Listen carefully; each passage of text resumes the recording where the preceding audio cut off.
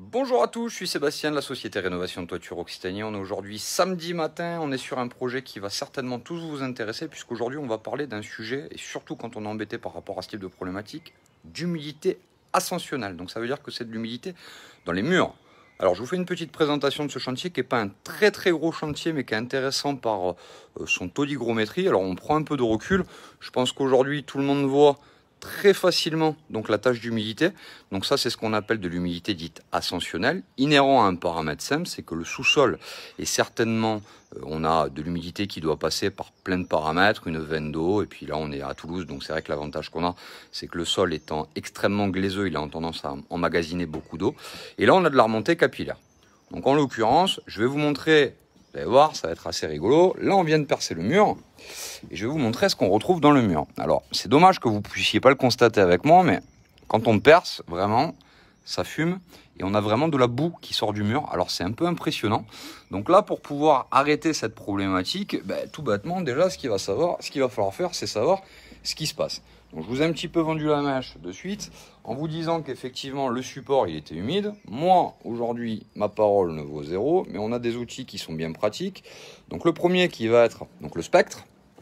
Donc on va s'intéresser à coller sur le mur, d'accord, et on va s'apercevoir ici que le support il a un taux d'hygrométrie en extérieur, hein. On reparlera tout à l'heure de la partie intérieure, qui va être approximativement de 70%. Là, un peu moins, légèrement moins. On va bien le plaquer. Ouais, entre 60 et 70%. Donc ça, c'est la phase extérieure. Maintenant, ce qui va nous intéresser, c'est d'avoir un deuxième outil. Hop, on va retourner l'écran, qui lui va prendre donc le taux d'humidité de façon beaucoup plus précise, mais dans le mur. Donc là, on va piquer. Et on a un taux d'hygrométrie, là, qui est à 41%. On va regarder. 46. Donc on est largement au-dessus hein, de ce qu'il faudrait, puisqu'aujourd'hui, un mur comme celui-ci devrait avoir en masse entre allez, 5 et 10% max. Donc on est largement au-dessus. Donc si aujourd'hui ce sujet vous intéresse et que vous voulez savoir un petit peu comment on va fonctionner sur un chantier comme celui-ci, je vous fais la présentation de la première étape. Et si ça vous intéresse, vous venez directement sur notre page, qui est la page Rénovation de Toiture Occitanie, et vous aurez accès à l'ensemble du chantier. Première étape de ce chantier, c'est pas compliqué, ça va être de faire un sondage. Donc là, on a mesuré les murs, et je vous montre rapidement, on a une mèche. Donc cette mèche, elle fait 40 cm dans sa globalité, et là, on s'aperçoit que le mur fait à peu près une trentaine de centimètres d'épaisseur. Donc, hop, qu'est-ce qu'on fait ?